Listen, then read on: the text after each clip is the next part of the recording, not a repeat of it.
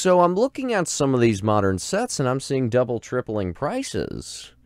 And everyone that says, oh, I can't buy Yu-Gi-Oh! I can't buy modern, it stinks. It's useless junk wax. Anyone who thinks otherwise is just trying to hype it, just trying to live in the past, just trying to give hope for anything modern.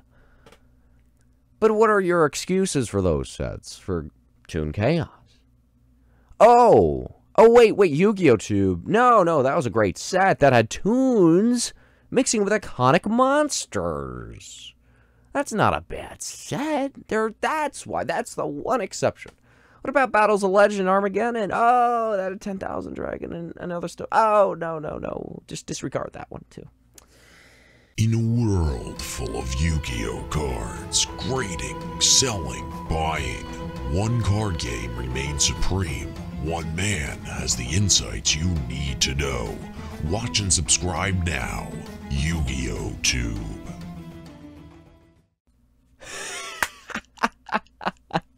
Ghost from the past.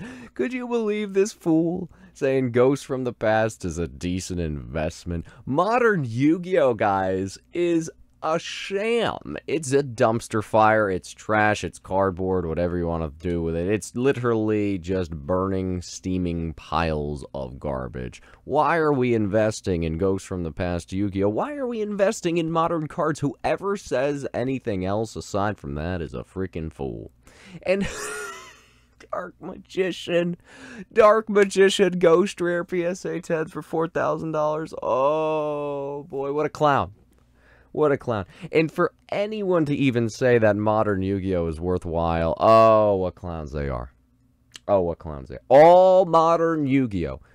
Myself and all my sheep friends agree. Modern Yu-Gi-Oh stinks. There's no opportunity. There's no investment potential. It's a horrible idea. And that continues with Ghosts from the Past. So anyone who says other than that, oh, gosh, they are the laughingstock. Well, I'm going to say something other than that.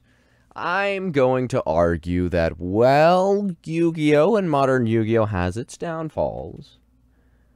There is some investable potential here in the form of Ghosts from the Past. And Dark Magician, as crazy as it sounds for $4,000 on a PSA 10, I'm going to be crazier, and I'm going to say, wait a second, that isn't as bad as we all think. Will it drop? Can it drop? Perhaps. But 5 years from now? 10 years from now? Will it keep dropping, or will it be something substantial?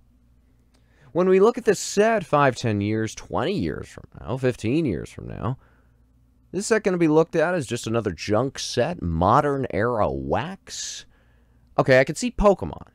Pokemon's being printed to oblivion, mass print runs. But for the people that said modern Yu-Gi-Oh stinks, for those people, what's the excuse now with Toon Chaos? I look at Toon Chaos and I say, wow, that's $300 a box. Battles of Legend, Armageddon, whoa, it's 200. Whoa, what's going on? So I'm looking at some of these modern sets and I'm seeing double, tripling prices. And everyone that says, oh, I can't buy Yu-Gi-Oh! I can't buy modern, it stinks. It's useless junk wax. Anyone who thinks otherwise is just trying to hype it, just trying to live in the past, just trying to give hope for anything modern. But what are your excuses for those sets? For Toon Chaos? Oh, wait, YugiohTube. No, that was a great set that had tunes mixing with iconic monsters. That's not a bad set. That's the one exception. What about Battles of Legend, Armageddon? Oh, that had 10,000 Dragon and other stuff. Oh, no. Just disregard that one, too. Well, what about Ghosts from the Past? Oh, that's a bunch of junk. The set stinks. Ghost Rares are so tough to pull. No one's going to want to buy that because they're just not going to want. There's no good cards in it aside from the ghosts. Aside from the ghosts. And I quote, aside from the ghosts, the set stinks. Can we not make the same argument for aside from the Toon cards in the collector's rare, Toon Chaos stunk? Could we not make the argument for any card or set in Yu-Gi-Oh! That without Exodia, without Red Eyes, without Blue Eyes, without Dark Magician, that LOB kind of stinks? Right? Without Jinzo and Buster Blader and Thousand Eyes Restrict, Pharaoh Servant stinks. But we can't just say, oh, aside from this, the set stinks. No, because we have to remember, there are ghost rares in the set, and they're rare. And most people hate that they're rare, and I love it. And I'm looking at this, and I'm saying 1 per case on average, and there's 5 different ghost rares. Whoa, to hit that one specific ghost rare is 1 in 5 cases. So now, you have a card, for example, let's say, Dark Magician, and the other 4 aren't schmucks either. But we have a Dark Magician ghost rare hitting 4,000 in a PSA 10. Let's look at the population reports. The population reports are saying 13 out of 63 at this current date of August 30th have graded a Gem Mint 10, about 20.6%. Throughout the set, it's looking at about 20.3% of cards being graded are PSA 10 Gem Mints. It's not that hard, YugiohTube, to grade a PSA 10, so the pop will just keep rising. And it's a waste of money buying now because the pop will continue to go up and up and up into oblivion. Well, again, Toon Chaos First Edition was short-printed. Battles of Legend Armageddon, short-printed. Ghosts from the Past, we don't know.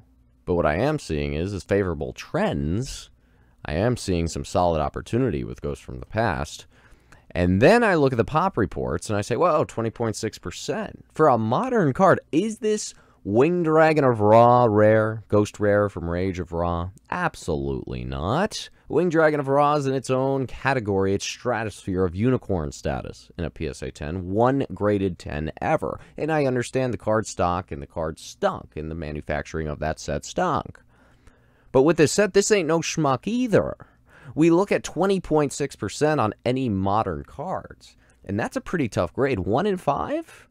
That's pretty tough for all these cards being pack fresh. And keep in mind, we had notorious smudging issues on these Dark Magicians, notorious surface problems on the back and on the front, and Dark Magician was actually the worst quality card of all 5 Ghost Rares from what we've seen online. If you go on YouTube, search Dark Magician opening, box break, Ghosts from the Past, and you're going to see a lot of them have some problems that will prevent it from being 10. Okay, now we add in the fact that the people submitting these cards to PSA are at the $200+ service level. Okay, so the people submitting these cards to PSA are not expecting 9s. No one is going to PSA spending $200+ bucks, plus shipping, plus insurance, plus the return shipping. You know, you're talking $300 just to get an 8, just to get a 9. That's not their goal here. They're losing money with this. They certainly are doing well if they get the 10, but as we see, 1 in 5 is not too good. That means you're going to have to spend $1,000 in grading to hit that 10. If you say 200 times 5, 200 a pop. What I'm saying here is that these, in the population right now, these 20 to 21% of cards being 10s, these are the creme brulee, the cream of the crop being submitted, because again, at these super high service levels, the expectation is that they have to come back a high grade to compensate for these very high grading and service fees. Okay, and a lot of the other ones that probably won't get 10s, guess what? They're not going to be submitted at a $200+ service level. They are going to be submitted at a much lesser service level when PSA reopens. So what I'm saying here, in long story short, is this 20 to 21%, I personally am very confident that this 20.6% of PSA 10 Dark Magician girls, this rate of 20.6 being submitted will get a 10, will continue to drop. I would not be surprised to see 15% and keep going down from there. Will it hit 10%? Will it hit under 10%? We don't know. But I think long term, certainly the ratio of 10s and the pop gem rate of 10s is going to continue to diminish. And so with that, is there enough demand to compensate for the supply that should start to diminish over a period of time, especially if Ghosts from the Past goes out of print? I think so. I think you're talking about Dark Magician, the iconic Yugi card of the game. First ever appearance in Ghost Rare form. 1 in every 5 cases if you needed to hit that one specific card. You're talking about a 1 in 5 case hit card. You're going to have to spend $5,000+ on average just to hit the Dark Magician Ghost. Let alone for it to come back at 10, very unlikely, 20.6%. Okay? And again, it's 20.6% of the best. Because right now, the ones we're seeing on that pop report that came back already, high service levels. So again, all of these other ones, these crappier copies, very likely aren't being submitted at this high service level. So when we see the best creme brulee, money, sirloin, wonderful steak, 20.6% of the absolute best cards are getting PSA 10, which to me, for a modern card, is very favorable. I look at that ratio and I say, this is good as an investor, because I'm looking at this and saying, okay, this should just continue to go down. This percentage should continue to go down. Yes, there will, of course, be more 10s coming in the next few months. Fine. But what happens when the supply of Ghosts from the Past dries up? If and when the supply. Okay? What happens then? If it hits 200 a box, 300 a box, who's going to be ripping that for a 1 in 50 chance to hit a Dark Magician? Nobody. And what's going to happen to the singles prices of Dark Magician? That's going to go up. So, if what Goes from the Past does what I think it will do, I think the Dark Magician also, same correlation here, can be a favorable buy, just like Ghosts from the Past. If you don't like Ghosts from the Past as a long-term investment, then you're not going to like Dark Magician. It's that simple. If you like Dark Magician, you're going to like the set as sealed boxes. If you like the sealed boxes, you're probably going to like the Dark Magician. Not all the time as you like the singles. But what I'm saying here is there's a lot of opportunity. I think the people bashing this sale of the $4,000 Dark Magician in a PSA 10, man, they might be eating their words in a few years from now. I don't know. I think people that think any modern Yu-Gi-Oh is not investable, I think that's a sham. I think that's a bunch of junk. We've seen it with several sets now in the past 1 to 2 to 3 years. Yes, I understand the whole trading card industry has skyrocketed, but it's not like Yu-Gi-Oh is or Konami is mass producing this stuff, printing the crap out of it. Is it possible they do it with Ghosts from the Past? Yeah, of course. It's possible they do it with any set. The one good thing also to note, too, is Ghosts from the Past has first edition run. It has first edition on the boxes. If they decide to go for another wave, very likely if they do, it could be unlimited. We don't know. No one knows. I'm not Konami. I'm not making the decisions, but I do know this. I think a lot more rewards could be given from this set rather than risks. And right now I'm looking at the two, and I think the ROI, the potential gain, is definitely bigger than the potential loss in this set. I think we're just beginning. I think the $4,000 for Dark Magician might be a little bit of a high buy in the current state, but we're talking 5, 10 plus years from now. I don't think that's can be considered high at all. Again, it's an iconic monster. The other ghosts aren't too bad either. Black Luster Soldier, Blue Eyes Alternative Dragon. A lot of potential in this set. What do you guys think? Am I a fool for thinking modern Yu-Gi-Oh is actually a decent buy?